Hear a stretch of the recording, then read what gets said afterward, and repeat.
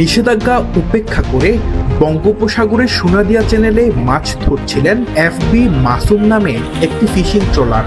খবর পেয়ে শনিবার সকাল থেকে সোনাদিয়া চ্যানেলে অভিযান চালিয়ে এফবি মাসুম নামে ফিশিং ট্রলারটি জব্দ করে কোস্টগার্ড।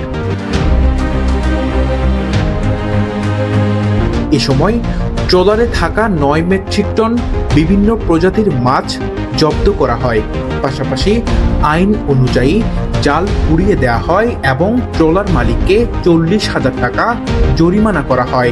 আমাদের নিয়মিত অভিযানের অংশ হিসাবে আজকে কোস্টগার্ড সোনাদিয়া অংশে অভিযান পরিচালনা করার সময় এই নিষিদ্ধ সময়ে একটি বোট সহ প্রায় 1.5 মেট্রিক টন মাছ জব্দ করে এবং যে জালগুলো জব্দ করা হয়েছে এটা জনসম্মুখে পুড়িয়ে ধ্বংস করা হবে এবং জব্দকৃত বোট বিধি মোতাবেক প্রয়োজনীয় ব্যবস্থা গ্রহণ করা হবে। আমরা মালিককে অবহিত করছি, মালিক আসলে তাকে মুচলেখা দিয়ে আমাদের বিধি মোতাবেক যে আইন আছে আইন অনুযায়ী জরিমানা করে তাকে।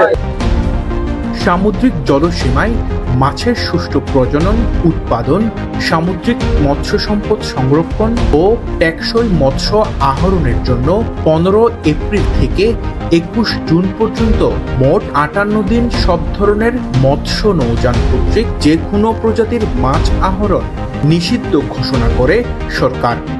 নিষেধাজ্ঞা চলাকালীন সময় এ ধরনের অভিযান অব্যাহত থাকবে বলে জানায় কোস্টগার্ড। News desk, Telegram.